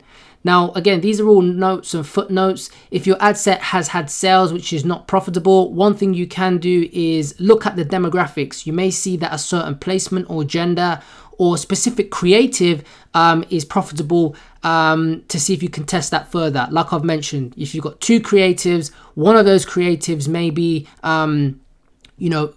making up most of the sales, but the other one is sucking up the spend and not bringing in any results. So all you may have to do is just turn off one ad creative, and the other one may start turning it profitable in a few days. Now, if all sales are coming only from 1 or 2 ad sets out of the 8 or 10 ad sets that you tested, chances are that it's not a winning product, unfortunately, but it may just need tweaking. Now, the final point is, if you have ad sets that are profitable after 3 days and have 3 or 4 purchases, then you may have something which may have potential, which you can then go into scaling. So it's important to know how to fix your funnel, because the funnel is basically from someone seeing your advert all the way to purchasing. So if you're getting a low click-through rate, okay, chances are that your creative isn't good. You need to try a new one. Or you may just not have the right audience, or you may not be just having the angle with your advert may not be resonating with that audience. So you want to change your creative if you're getting a bad link click-through rate. Now, if you're getting loads of view content, so people are clicking through to your website and landing on your product page, but they're not adding a product to their cart, then chances are the problem is then with your product page. You want to look at your product page description. You may want to look at the picture. You may need to change the offer or change the price, which a lot of people don't actually do. So you may want to do that and see if that encourages more add to carts. Now, if you're getting add to carts but low purchases, then maybe you want to check out, see if you're charging shipping. Offer free shipping generally works the best. Or maybe you want to check out your trust badges that you've got on your checkout page, alternating the colors, those kind of things. So remember, just picture your Facebook ads as a funnel, looking at your metrics and then understanding where to make those changes. Now, scaling your ads. So showing your ad to more people. There's loads of different ways on how you can scale your ads. And I'm going to talk about those coming up now. So these are the scaling methods that you can use. You can use vertical scaling, which is basically increasing the budget on ad sets that are profitable. For example, if you start off on $10 per ad set and it's profitable over a few days, then you may think, okay, let me increase that budget to $30, right? What I will say, of course, is Facebook isn't that linear. Okay, so even though something's working at $10 doesn't mean it's going to work at $30. It doesn't mean that it's going to work at $100. If Facebook was as easy as that, then it would be a print money machine and everyone would be millionaires. So unfortunately, it's not that linear. Then there's horizontal scaling, and basically horizontal scaling is duplicating good ad sets or adding in new ad sets into the campaign. So for example, if we've got that same $10 ad set, what we could do is we could duplicate that ad set, say 2 times or 3 times, double our spend without touching that one that's working well. Or what we could do is keep that $10 ad set and see, okay, what interest are we targeting? Let's find in some more ones and add in those in. Then we've got CBO, okay? And CBO is campaign budget optimization. And basically that's where Facebook optimizes the budget across the ad sets for you. Now, vertical scaling. Vertical scaling is basically increasing the budget on ad sets like I've mentioned. Now, I rarely scale this way, as increasing the budget on ad sets causes Facebook to re-optimize and relearn. So I generally like to do horizontal scaling, which I'll talk about in a moment in time, and CBO scaling. But if you do want to do things this way, it's a very simple way. All you can do is basically just increase your budget by 20 to 30% every 4 to 5 profitable days. Like I've mentioned, you want to do it over a number of duration of days when you're seeing consistency and results. Like I've said, only increase the budget after seeing significant data on that ad set after 5-8 purchases, so you know that you're not just jumping the gun essentially. Horizontal scaling is basically, like I've mentioned, duplicating or adding in new ad sets into a campaign. And what you can do is duplicate a good ad set to double the spend without upsetting what that original good performing ad set is. So you're not upsetting the re-optimization process by increasing the budget. Now, you can also increase the budget on a duplicated ad set. So let's say, for example, you got something working really good at $10. You may duplicate it and then increase the budget on that to $20 rather than having it at the $10. Now, you can also add in new ad sets with new interests into the campaign to find more winning ad sets. And that's something that I also like to do. And again, don't start scaling until you have significant data on the ad set. So I wouldn't recommend scaling until you've got, 5, 8, 10, profitable sales on an ad set to know that the creative works and that the audience works. Now, CBOs basically are campaign budget optimization. This is a diagram from Facebook. I'll explain it really quickly. Without campaign budget optimization, you set the budget at the ad set level. So $10, $10, $10, like I've mentioned, and Facebook will spend that $10 regardless. So they will spend $10 on this ad set, $10 on this ad set, $10 on this ad set. This might be a bad one. This might be a good one. This might be an okay one. Now, with campaign budget optimization, what happens is you set your budget at the campaign level, not the ad set level. So we've got $10, $10, $10, $30 here, whereby we set $30 at the top here. And what happens is Facebook optimizes to whichever ad sets and distributes the budget accordingly to which ad set is performing the best. In theory anyway, because we all know as Facebook marketers, Facebook doesn't unfortunately work as good as it should do essentially at some point. So, however, with that being in theory, it would spend, ad set 2 is bringing in the most conversion. Let's push more budget there. With this one here, let's spend less here and let's push a little bit of budget to here. And as you can see, what's happened is it's got 15 conversions with the same ad spend rather than, strictly forcing Facebook into spending that money essentially. Like I mentioned, this is in theory, and as a beginner, if you are watching this video, don't think CBOs are a magical holy grail. They can be when they work really, really well, but unfortunately, Facebook isn't that hands-off. Now, the CBO structure that I like to use is one website conversion CBO campaign, okay? And you want your best 3 to 5 ad sets that were identified in your initial testing campaign, okay? We want to duplicate those into this CBO, right? Then what we want is our best 2 to 3 ad set creatives, and again, per ad set as identified in our initial test. With our budget, again, this depends on your metrics. I personally like to start off with $150 to $300 budget, right? And then I like to go all placements because I want Facebook to do all of the work for me. And what I also like to do is exclude out the purchase custom audiences. So you want to create a custom audience, and I'll talk about those a little later in the video. But basically, we want to exclude those out in this because we don't want to show our adverts to people who have already purchased the product.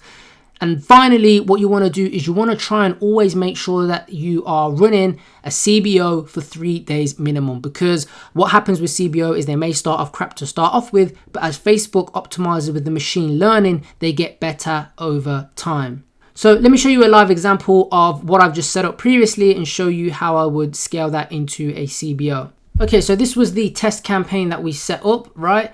And let's say, for example, we've been running this for a few days. And by the way, this is how I like to set up my columns. So you can go ahead and set those up.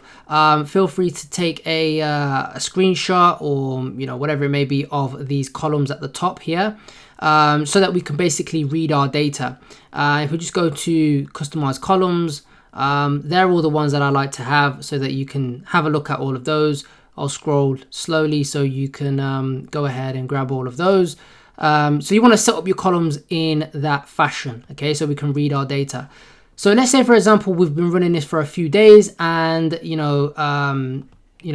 one worked really well. It worked the best, okay. These were the ones bringing in a lot of our results, right? We've got 5 to 10 purchases on each of those, all profitable.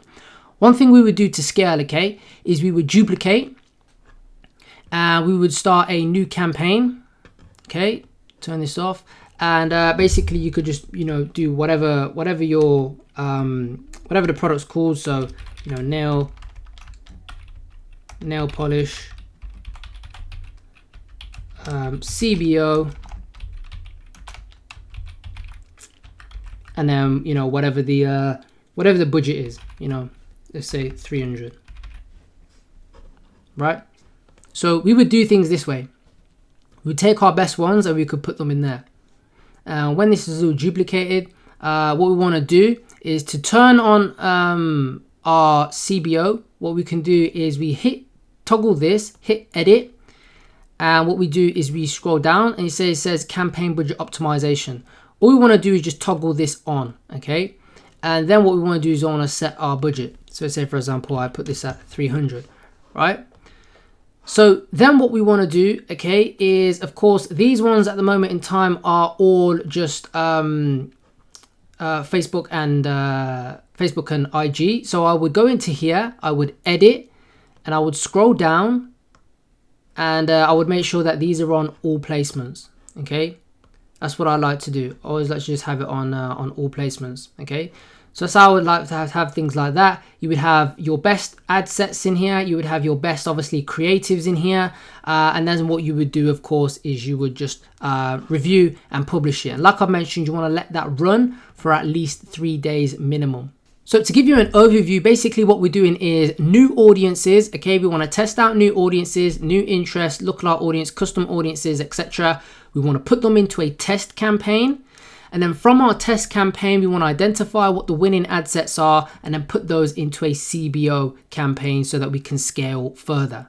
Now, scaling CBOs personally is easy. I personally find it, what I do is I just increase the budget on a CBO 20 to 30% every 3 to 4 days. I used to do a lot of duplicating CBOs, but Facebook kind of didn't work that well.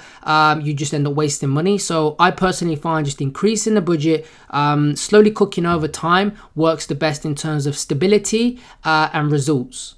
Now, lookalike audiences and custom audiences. I've mentioned custom audiences before, okay? So what you want to do with custom audiences and lookalike audiences, you can build these off loads of different data points. So we can build a custom audience, which is a pool of people of everyone who had viewed our video. So everyone who had viewed 95% of our video. And that's usually the first one, lookalike audience that you create. And what you will generally find is that I like to have over 1,000 views in my custom audience before I then create a lookalike audience. And all of these, I'll give you the data points as well. So for people who have viewed a page, again, custom audience, I like to have at least 1,000 people who have viewed the page before creating that lookalike audience to use. Also, you can use added to cart. Again, people who have all added to cart, I like to have 500 to 700 before creating this lookalike audience.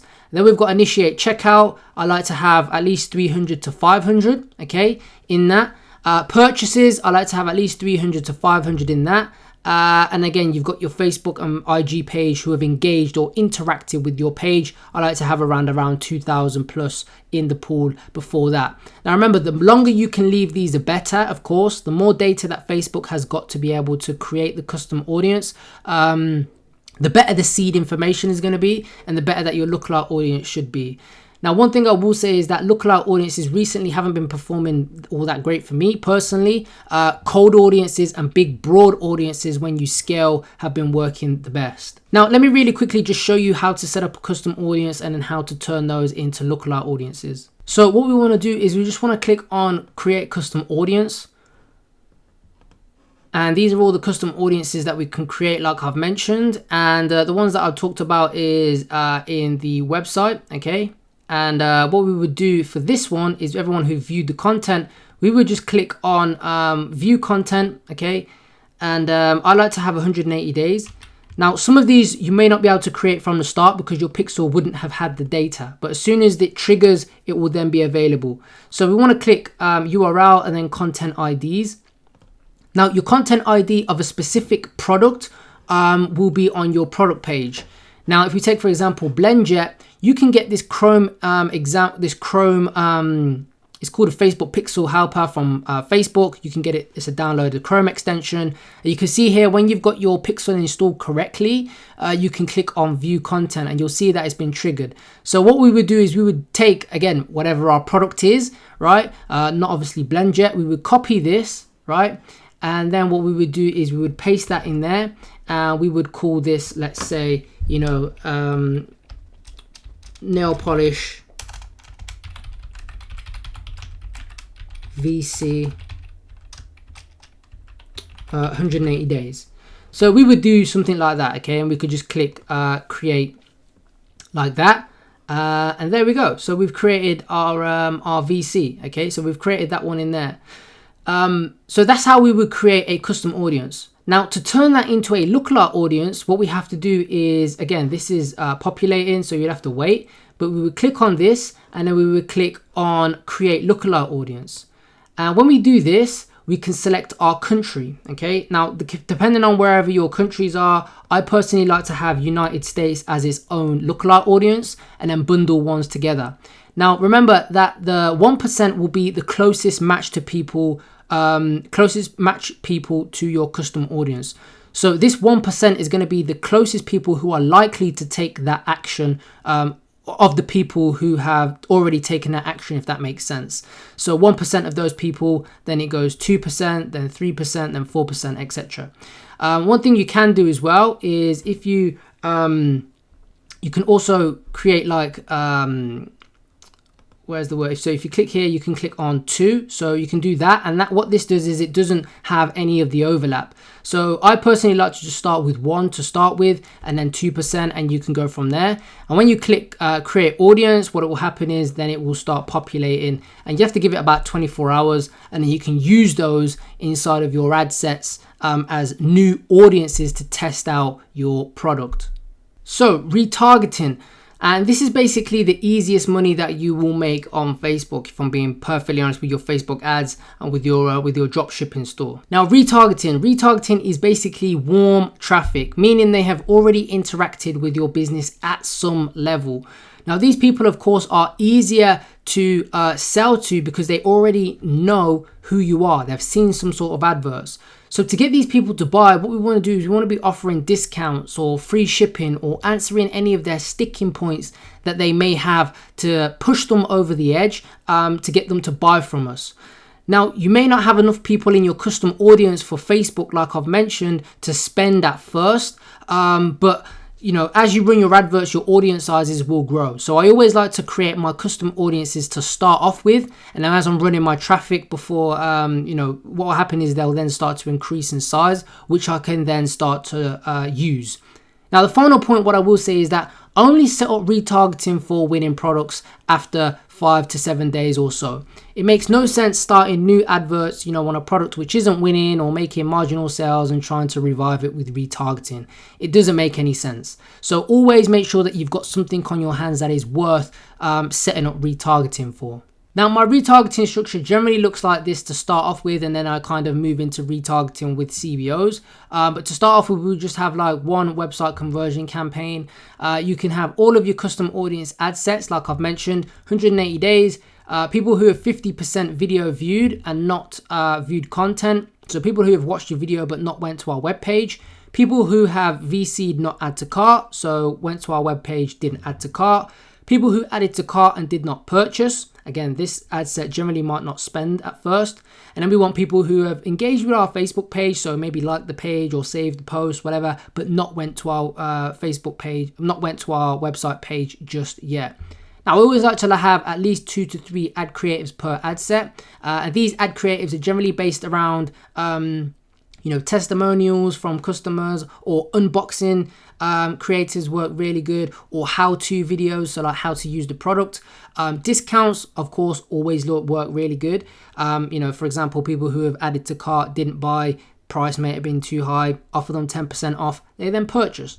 Or free shipping. If you're using free shipping, then if you're charging shipping, then offering free shipping to people is another way to get them over the finish line to buy the product. Now, price-wise, to start with, I generally like to go with $5 to $10 per ad set. Again, this can be increased as you move to like CBOs, but generally that's just to start off with. I always like to go with all placements, remember, okay, because you want Facebook to retarget pretty much everyone. And again, we want to just leave it at worldwide, and we don't want any age restrictions because, you know, we're not restricting Facebook when we're retargeting because people have already taken those actions. We just want to get back in front of all of those people who have took those actions. So let me show you a live example of how we would set up some retargeting. So what we can do inside of Facebook is we can just literally just duplicate this campaign, our test campaign that we started off with. Okay, just duplicate it. And once this is done, all we've got to do is pretty much just delete all of these ad sets because these are not needed. We only really need to have, again, I'm not going to set all of it up. I'm just going to give you an example. So if we just then delete this one here, delete all of these ones here. And what I want to do also is just filter on this, just so that it looks easier for you guys. So all we would do pretty much is we could just rename this one. Again, there's no need to have any of this information on here. What we would basically do here is just have, let's say, you know, people who VC no add to cart. So everyone who viewed content didn't add to cart, you know, 180 days, right? Save that to draft. Now, obviously in here, what we would do is when we edit, we would want to make sure that we just go down, set our budget to whatever we want to. I'm just going to leave it at 10 to start off with. And obviously we would leave this on worldwide so that we're including everyone. If we do decide to go worldwide to start with, you know, if we do decide to target any sort of country, I mean, this is just going to help us. So worldwide region, there we go. Again, if you're only targeting men or women, whatever it may be, you want to just put it in there. You know, men and women retarget. Now you want to take this out, okay? And when it comes to the targeting, what you want to do is you want to go to custom audiences. Here we go. And most of them will be there. So we've got our custom audiences here, and we've got our look at our audiences here. They will be there, and then we've got all. So I just set up these ones. So all of our view content, we would just have those there, okay? And then we want to exclude add to cart. Okay, so this ad set here is going to target our custom audience for everyone who has viewed the content, and then exclude everyone who has add to cart, because remember, we will set up another one for people who have added to cart and not done something else. Okay, and that's how we basically set things up in terms of that. Another thing I would say is you want to leave it, of course, on all devices as well. You don't want to have any sort of things on there. And also what I like to do is have it on 7-day click or 1-day view. It doesn't really make that much of a difference. It's just in terms of your attribution inside of Facebook. But 7-day click, 1-day view is totally fine. So then what I would do, of course, is I would then just change up these adverts to be, you know, one's about testimonials, one's about discounts, etc., at each stage. So that's how you would set up a basic retargeting campaign. Now, final section is running and growing your business. Okay, very important. Now, don't get zooked, okay? When we say don't get zooked, we mean, you know, Facebook is an uncontrollable beast at times. So we don't want to we want to safeguard ourselves as much as possible so that we've always got backups that can always still be in the game, okay? So how exactly do we do that? Now, if you're drop shipping, okay, this is very, very important information. I've pretty much been through it all with the experience that I've got. So I just want to pass this knowledge, very important knowledge onto you so that you don't make the same mistakes. So first and foremost, always have at least 2 admins on your business manager, on your Facebook business manager. Now, these can be friends, family, anyone that you know who has a Facebook profile, because if your profile gets restricted for any reason why, you can still get someone else to log in and manage your adverts, etc. Okay. Now, number 2, do not rely just on one ad account. Have multiple. Now, this will be dependent on limits to start off with. First, they'll give you 1. You spend a little money, then you get 3. Then they'll give you 5, etc. And as long as they're on good standing, Facebook will generally give you more the more that you spend. Very important though, because on the next point is when you have a winning product, always try to keep it just in one ad account. Then what you want to do is test new other dropshipping products in other Facebook ad accounts. That way, because if one ad account ever goes down or gets banned, which it does happen, then all of these, you know, your revenue just doesn't drop to 0. You know, if you've got one product there and another product in another one, then one ad account may go down. At least you're then just not going to drop down to 0. Now, one thing I will say is take the Facebook Blueprint Policies course on your Facebook profile. And this is what it looks like. Okay, you can see I've passed mine. If you just Google Facebook Blueprint Policies or just Google that, it will come up, log in and get that done. Okay, so that's another important thing that you very much should do. Now, it's very important that you, of course, hire a team, and you won't be able to grow if you don't do this, okay? You can't just be a one-man band. Now, these are the two websites that I like to use, Online Jobs and Upwork. I use both of them. I started off using Upwork to start with. Now, most of the time I use Online Jobs because I've generally find that you can get in contact with people. You can work with them directly rather than using Upwork. Upwork is good, but you have to pay a percentage fee and the VA pays a percentage fee, etc., etc. But with Online Jobs, you just work directly with people. It's hell of a lot cheaper as well in terms of the VAs. So on here, they'll generally be about $5. On here, they're $5 per hour. On here, they'll generally be about $3 per hour, right? You have to pay this on a monthly. You can sign up, but it's no contract. So you literally sign up for 1 month, hire as many people as you need to, and then you can just cancel your membership. But Online Jobs is generally good. But if you want to use Upwork, again, that's totally free to start with. You can use either one of those. Now, hiring a virtual assistant, okay? Very important to do because remember, you want to be focusing on the things that make you money. If you're doing the mundane tasks from the day to day, you won't be able to grow, and time is money. So what you want to do is shortlist 5 to 7 candidates who look like they have the potential, right? Then what I like to do is I like to contact them, interview them via Skype. Doesn't have to be face-to-face, could just be by text message, whatever it may be. And just ask them some basic questions. Again, doesn't have to be formal whatsoever.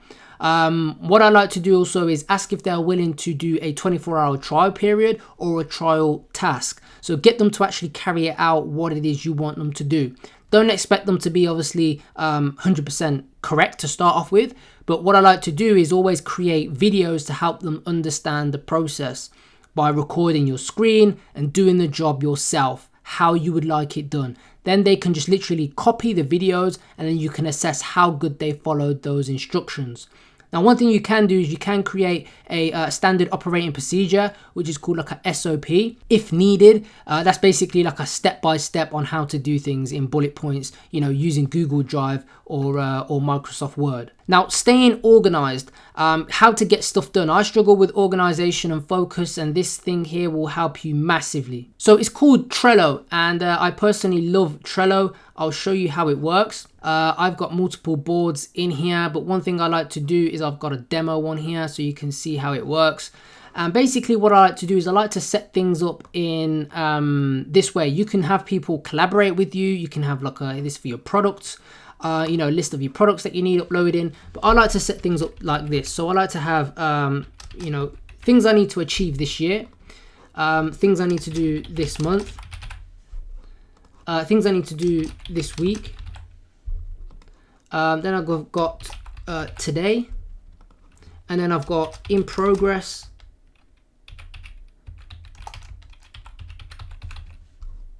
and then I've got completed. So that's how I like to generally set up my things like this. And again, what you can do is, again, set your yearly goals, what you need to do this month. So, if I need to launch, 5 products, that should generally be 1. But then inside of this, what we can do is click on it, and we could have our checklist. So say, for example, one product is, let's go checklist, add, and cat bag, dog toy, etc. And what we can do is also a label. So for example, if this one was urgent, have it as red. We can add urgent as well, so things like that. So that's how I do things, and that's how I like to set things up. So if it's done today, I'll add out the product, and if it's in progress, and you just move things along until they're completed. And then what you do is literally just hit that button there, archive the card, and then it's gone, and then it's off the radar, and you can continue to work through. So this is what I like to use in terms of staying organized and remembering things, because my memory is really bad, because I've got so much stuff on. Using Trello helps massively. Now, when you're doing 30 plus orders, you should aim to find an agent to fulfill faster and get better pricing. So you're going to be able to make more profits, and your customer's going to be able to get their product faster. That's the two main benefits of using an agent. Now, one thing you can do is reach out to your current supplier on AliExpress. They can maybe be able to assist you, right? Because they already know that you're giving them money and that you're placing them orders. And it's in their interest as well, because on AliExpress, they actually get charged per sale on AliExpress rather than working directly. Now, if not, and they don't want to go that route, what they can set up is a VIP link for you, okay? And I just want to show you what a VIP link is really quickly, just in case you don't want to work outside of AliExpress. They can create a VIP link, which is basically a product like this at a better price. So most people don't know what these products are, so that saves you. So some are named, some aren't, but generally this is a better price, and they will send you this link that you can use to get the better price, okay? So that's one thing that you can do, is asking them to set you up a VIP link.